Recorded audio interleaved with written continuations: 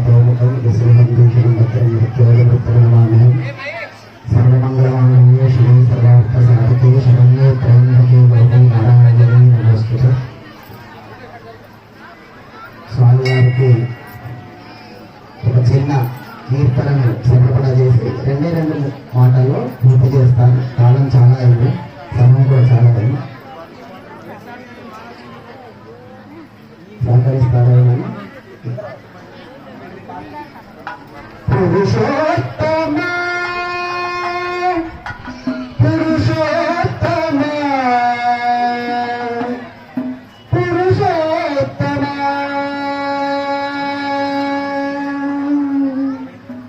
పొరగంటిన జానిను పురుషోత్తమ పొరగంటిన జానిను పురుషోత్తమము పొరగతవయ్యా కోనేటిరాయణ పొరగంటిన జానిను పురుషోత్తమము పొరగతవయ్యా కోనేటిరాయణ పొరగంటిన జానిను పురుషోత్తమ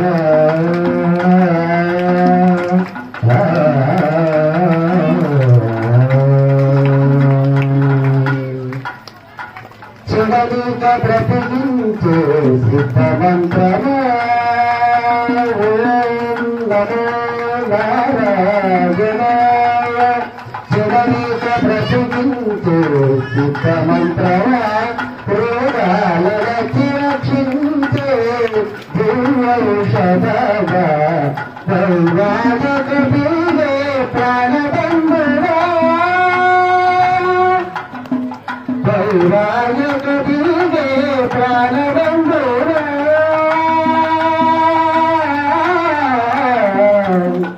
వైవాహిక బీజే ప్రాణబంధుడా మాకు చేరువ చిత్తములోని శ్రీనివాసుడా పునవంతుమయ్యాడు పురుషోత్తమాము ఎడగకవయ్యా కోనేటిరాయణ పునవంతుమయ్యాడు పురుషోత్తమా.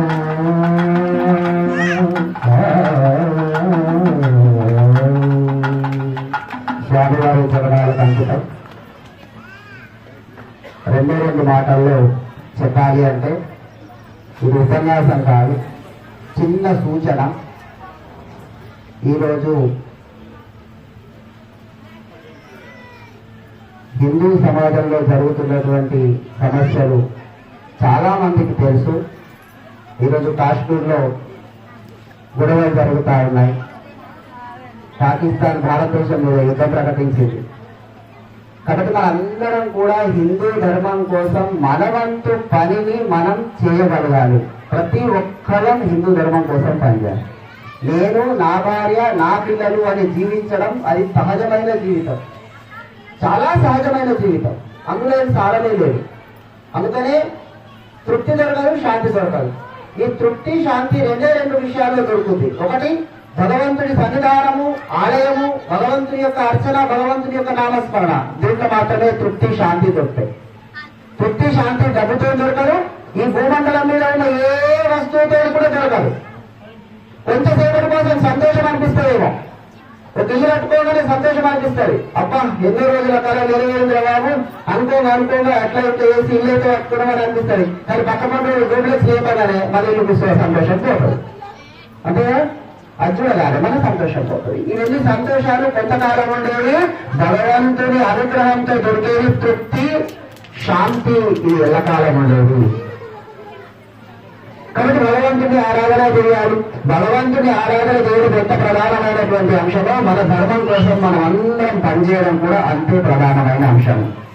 కాబట్టి సూచన ఏంటంటే, మనం ఏదైతే ఫోన్లు ఆడుతున్నాం కదా, ఫోన్లో హలో అంటున్నాం కదా, హలో అంటాం కదా. ఫోన్ వస్తే ఏమన్నా ఏమంటాం, ఫస్ట్ హలో అంటాం కదా. ఈ హలోకి బదులు జై శ్రీరామ్ అంటారు. అనొచ్చా? పెద్ద విషయం అది, పెద్ద పని విధానం. కానీ హిందూ ధర్మాన్ని కాపాడడానికి, హిందూ ధర్మం యొక్క పరిరక్షణకు మీ వంతు కార్యం మీరు చేసిన వాళ్ళు అవుతారు.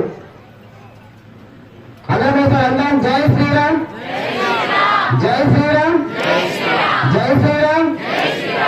ఫోన్ రాగానే మొదటి దశలో అలవాటు లేకపోతే హలో అన్నాక జై శ్రీరామ్ అన్న.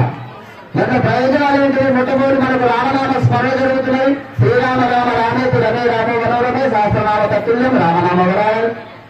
రామచంద్ర ప్రభువుల నామం జరుగుతున్నాయి. అంటున్న మనకు పుణ్యమే, వింటున్న ఎదుటైన కూడా పుణ్యమే. అంటున్న మనకు పుణ్యమే, శ్రీరామనామము వింటున్న వాళ్ళకి పుణ్యమే కదా. మొదటి దశలో మిమ్మల్ని ఎవరైనా వెక్కిరించవచ్చు. ఇదేంటి కొత్త కథ పెట్టిన ఏం శ్రీరామ్ చెప్తున్న వారు వెక్కిరించవచ్చు. వాళ్ళని కూడా జై శ్రీరామ్ చెప్పమని సలహా ఇవ్వండి.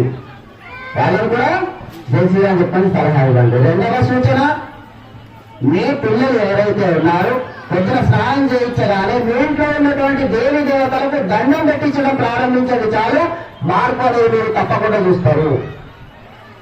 కేవలం దండం పెట్టించండి, వేరే అక్కర్లేదు. శ్లోకాలు వగైరా చెప్పిద్దాం తర్వాత. స్నానం చేసి తయారు చేయించగానే ఇంట్లో ఉన్నటువంటి దేవి దేవతలకు దండం పెట్టించడం. మూడవ అంశం, శనివారము సోమవారము మీ దగ్గరలో ఉన్నటువంటి ఆలయం. సాధారణంగా ఇప్పుడు వెంకటేశ్వర స్వామి ఆలయానికి ఏ వారం వస్తారు? శనివారం వస్తారు.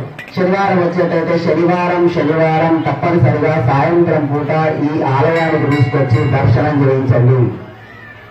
ఇదేదో చూడదగ్గ కేంద్రాలు కావు. మన బుద్ధికి వికాసాన్ని ఇచ్చే, జీవనాన్ని జీవించే సామర్థ్యమునిచ్చేటువంటి శక్తి కేంద్రాలు మన ఆలయాలన్నీ కూడా. కాబట్టి పిల్లల్ని సాయంత్రం పూట మీ దగ్గర ఎక్కడ ఆంజనేయ స్వామి ఆలయం ఉన్నాయనుకోండి, శనివారం మంగళవారం తీసుకోండి. శివాలయం ఉన్నాయనుకోండి, సోమవారం తీసుకోండి. వెంకటేశ్వర స్వామి ఆలయం ఉన్నది, తీసుకురండి. పెద్ద పని ఏదైనా పెద్ద పని కాదు. మా పిల్లలకు చదివిస్తలేరు, మొండికేస్తున్నారు, సరిపోనంటున్నారు, ఫీజులు కట్టినాక ఇంటికి వచ్చిండ్రు, హాస్టల్లో ఉండలేరు.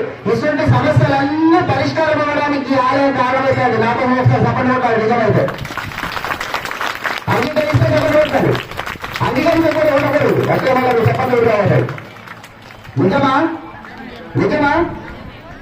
డబ్బు పెట్టి హాస్టల్లో వేయగలుగుతాం, ఖరీదైన పాఠశాలలో వేయగలుగుతాం. చదువు రావాలంటే మాత్రం దానికి దేవుడు రావాలి. ప్లీజ్ చదువు రావాలి, దేవుడు రావాలి. బుద్ధి వికాసం కావాలి, దేవుడు రావాలి. తల్లిదండ్రులతో ప్రేమగా మమత అనురాగాలతో ఉండాలి, దేవుడే రావాలి. దానికి నువ్వేం చేయలేవు, నేనేం చేయలేము. చూస్తున్నాడు సమాజంలో 22 ఏళ్ళు వచ్చిన పిల్లవాడు, నాకు ఆ పిల్లలు వచ్చింది, నేను దాంట్లో పెళ్లి చేసుకుంటా అంటున్నాడు. ఏం చేయలేకపోతాడు తల్లిదండ్రులు. అట్లెందుకు అయిపోయింది వాడి బుద్ధి? దేవాలయాలకు తీసుకురావడం ప్రారంభిస్తే విచక్షణ జ్ఞానవయం ప్రారంభమవుతాయి వారికి, ఆ వ్యక్తికి. ఎప్పటి నుంచి నిర్మాణం చేయాలి? ఇప్పుడు ఇక్కడ ముందర కూర్చున్న పిల్లలు ఉన్నారు కదా, ఇప్పటి నుంచి నిర్మాణం కావాలి. కాబట్టి వారం దగ్గరలో ఉన్నటువంటి ఆలయానికి పిల్లల్ని తరలించడం. 3 అంశాలండి. ఒకటవది ఫోన్ వచ్చినప్పుడు హెలోకి బదులు జై శ్రీరామ్ చెప్పడం. రెండవది పిల్లల్ని ఇంట్లో ఉన్న దేవి దేవతలకు దండం పెట్టించడం. మూడవది దగ్గరలో ఉన్న ఆలయానికి పిల్లల్ని తీసుకెళ్ళడం. పిల్లల్ని తీసుకెళ్ళడం అంటే కేవలం పిల్లల్ని తీసుకెళ్ళడమే కాదండి. భగవంతుడి దర్శనానికి మనం కనుక వెళ్ళడం ప్రారంభిస్తే, మీరు కావాలంటే చేసి చూడండి. నేను ఒక 11 వారాలు వెంకటేశ్వర స్వామి ఆలయానికి వస్తాను, మొక్కుకొని చూడండి. 11 వారాలు మీకు కోరికలు నెరవేరుతాయి, మీ సమస్య దూరం అవుతాయి. అలాంటి అద్భుతమైన ఈ క్షేత్రాలు కాబట్టి ఈ 3 పనులు చేసే ప్రయత్నం చేద్దాం. ఒక అద్భుతమైనటువంటి భారతదేశాన్ని, అద్భుతమైనటువంటి హిందూ ధర్మాన్ని మనం కాపాడడానికి మనవంతుగా, మన పనిగా మనం చేసిన వాళ్ళమైతే ఈ అవకాశాలు ఇచ్చినందుకు జై శ్రీరామ్.